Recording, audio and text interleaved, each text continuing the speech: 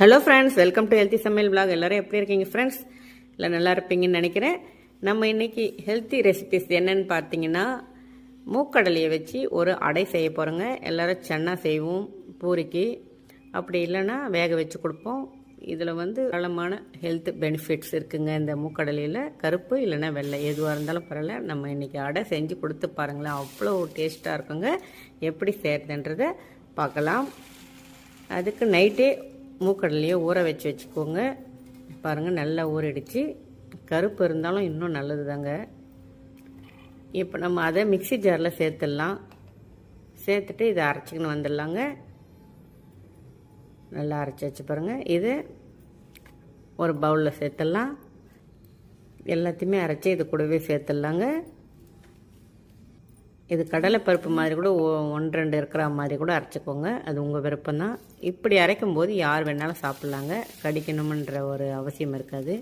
இப்போது ஒரு பேன் வச்சுக்கோங்க. கொஞ்சம் ஆயில் சேர்த்துட்டு கருவேப்பிலை கொஞ்சம், பச்சை மிளகாய் கொஞ்சம் சேர்த்துருங்க. பொடிசாக கட் பண்ண வெங்காயம் சேர்த்துக்கோங்க. ரொம்ப பொடிசாக சேர்த்துக்கோங்க, நல்லாயிருக்கும். அப்போ தான் சேர்த்துட்டு ஒரு முறை நல்லா வதக்கி விட்டுக்கோங்க. ஒரு 2 வரமிளகாய் பொடிசாக கட் பண்ணி சேர்த்துக்கோங்க. விதையை நீக்கிட்டு சேர்த்துக்கோங்க. அதையும் வதக்கி விட்டுக்கலாங்க. இப்போ 1/4 டீஸ்பூன் மஞ்சள் தூள் சேர்த்துக்கலாம். இந்துப்பு ஒரு 1/4 டீஸ்பூன், பெருங்காயத்தூள் கொஞ்சமாக சேர்த்துக்கோங்க. சேர்த்துட்டு நல்லா ஒரு முறை மிக்ஸ் பண்ணி வதக்கி விட்டுக்கலாங்க. ரொம்ப வதங்கணும்னு இல்லைங்க, இதுக்கு ஓரளவுக்கு வதங்கினா போதும். இப்போது துருவிய தேங்காய் கொஞ்சம் சேர்த்துடலாம். ஒரு 4-5 பீஸ் தேங்காய் அளவுக்கு எடுத்து அதை திருவி எடுத்துக்கோங்க. இப்போ இது கூடவே சேர்த்து ஒரு முறை நல்லா பரட்டி விட்டுடலாம். ஒரு முறை நல்லா மிக்ஸ் பண்ணி விட்டுடலாங்க தேங்காய் இது கூட.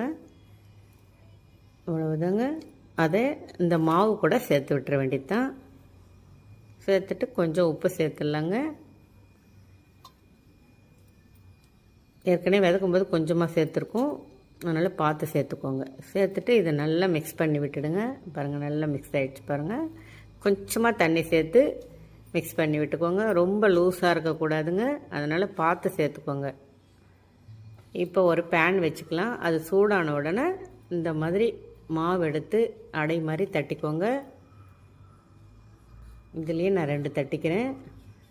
பெருசாக வேணும்னா கூட ஒரே சைஸில் கூட நீங்கள் சேர்த்து தட்டி விட்டுக்கலாம். அவ்வளோதான். ரொம்ப ஈஸியான ரெசிப்பிங்க.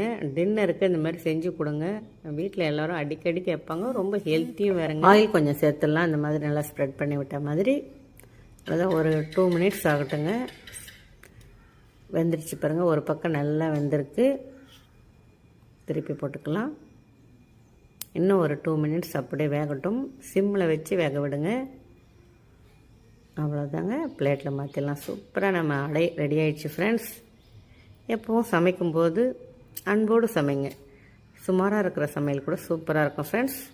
ஓகே, உங்களுக்கு இந்த வீடியோ பிடிச்சிருந்தால் லைக் பண்ணுங்கள், ஷேர் பண்ணுங்கள், கமெண்ட் பண்ணுங்கள், ஒரு சப்ஸ்கிரைப் பண்ணுங்கள். ஓகே ஃப்ரெண்ட்ஸ், நீங்களும் சட்னியோடு வச்சு சாப்பிட்டு பாருங்கள், என்ஜாய் பண்ணுங்கள். தேங்காய் சட்னி, ஒட்சக்கல் சட்னி எதுவாக இருந்தாலும் சூப்பராக இருக்குங்க. ஓகே ஃப்ரெண்ட்ஸ், பாய்.